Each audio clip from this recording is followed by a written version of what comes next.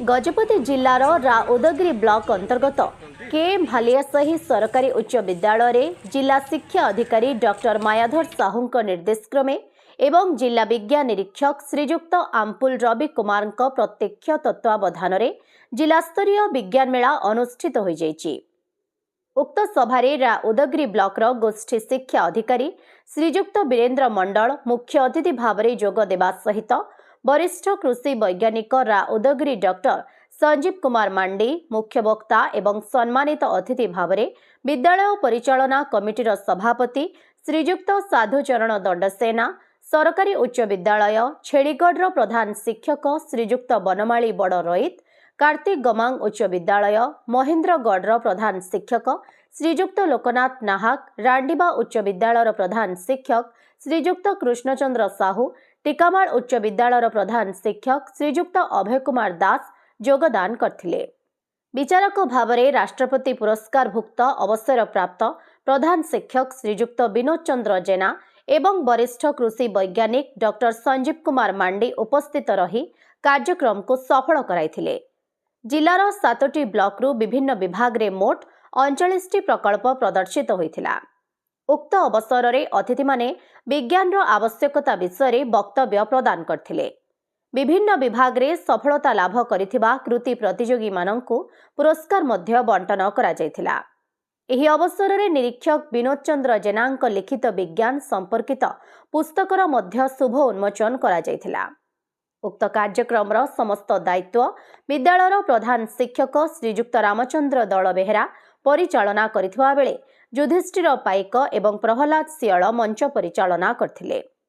एही कार्यक्रम रे विद्यालय समस्त शिक्षक शिक्षयित्री एवं बाजीराउत युवक संघर युवगोष्ठी माने पूर्ण सहयोग करथिले। कौन कहिबे सर आज जो कार्यक्रम होइछि?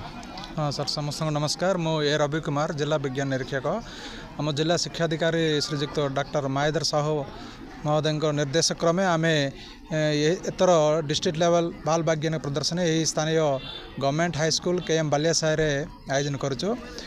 यही डिस्ट्रिक्ट लेवल बाल वैज्ञानिक प्रदर्शन रे आमर जिले टोटल 7टी ब्लॉक रो 7टी सप्तम रही 7टी सप्तम ईच सप्तम गोटे गोटे प्रकल्प श्रेष्ठ प्रकल्प को आम सेलेक्ट करके 7टा ब्लॉक रो ईच ब्लॉक रो 17 लेखा 49 प्रोजेक्ट्स ये सेलेक्ट होगी पार्टिसिपेट करुँचे। ये डिस्ट्रिक्ट लेवल बाल वैज्ञानिक प्रदर्शन से आम प्रत्येक सप्तम गोटे गोटे श्रेष्ठ प्रकल्प सेलेक्ट करके आम स्टेट को पठेबू। 7टी सप्तम 7टी प्रकल्प श्रेष्ठ प्रकल्प को आम मनोनीत करके स्टेट लेवल बाल वैज्ञानिक प्रदर्शन रे भाग नापी सुजोग देबू। सलमान नायक मुझे GHS गुमा G12 10वीं श्रेणी छात्र अटे। आज आपनकर कोन जिला स्तरीय विज्ञान मेला रे मु उपस्थापन करथिली आमर स्मार्ट एग्रीकल्चर। तो से आम प्रदर्शन करूँ जे चाष जमी रे आमे किभଳି भाबरे वन्य पशु जंतु हो कि गृहपालित पशुपक्षी हो ताको आमे किभଳି भाबरे चाष जमी को आमे सुरक्षा प्रदान करि परिबा। एथि निमंते आमे एठारे मध्य गोटे चाष जमीर चतुर्पार्श्व रे तार बाड़ संयोग करा जायथिला। सेथिरे विद्युत मध्य संयोग करा जायछि। जेतेबेले पशुपक्षी गुड़िक सेथिरे प्रवेश करिया पई चाहंदी सेतेबेले सेठिरे एको साउंड उत्पन्न हुए जहाँ कि पशुपक्षी मानक भयभीत कराए जहाँद्वारा से चाष जमीर प्रवेश करेंगे ना एवं चाष जमी सुरक्षित हे। रुद्रप्रकाश पाणिग्राही रंडीबा उच्च विद्यालय 10वीं छात्र अटे। आज मु नेचुरल फार्मिंग जपर पछर थी नेचुरल फार्मिंग विषय में आज कहवाक आसती जहाँकि जूरी मेम्बर और जज पचारे ए विषय में कौन हाइड्रोपोनिक फार्मिंग आज पर्यटन पिलादिने कौन पढ़ी कि माटी बिना चाष हो पार किंतु आज आम जल द्वारा चाष कर कारण आम विज्ञान जुगर पिला अटू एणु आम जल द्वारा चाष कर हाइड्रोपोनिक फार्मिंग आम कौन कर गोटे जल में 7 प्रकार न्यूट्रिएंट्स मिक्स था जहाँफल से सबू पोषक तत्व और विभिन्न प्रकार जिनस सीधा सड़क से गछ चेर द्वारा माध्यम पाई था फल आम सबू हेल्दी जिनस पाई था जहाँकि आम जैव सार जहाँफल सबू कृषक मैंने आदि आत्महत्या कर आम रोग प्रतिरोधक शक्ति ह्रास पाई जहाँ फल जीवसार जैविक सार आदि फल किंतु ए द्वारा कौन से आदौ जीवसार कि कौन से आवश्यक बन थाए जहाँफल आम विभिन्न प्रकार साहाय्य होता है। यहाँ आम प्रकृत बिजनेस यह उपयुक्त अटे। श्रेणी 10th गवर्नमेंट हाई स्कूल पुटरपड़ा और मोर गार्ड टीचर चंद्र राउत सर।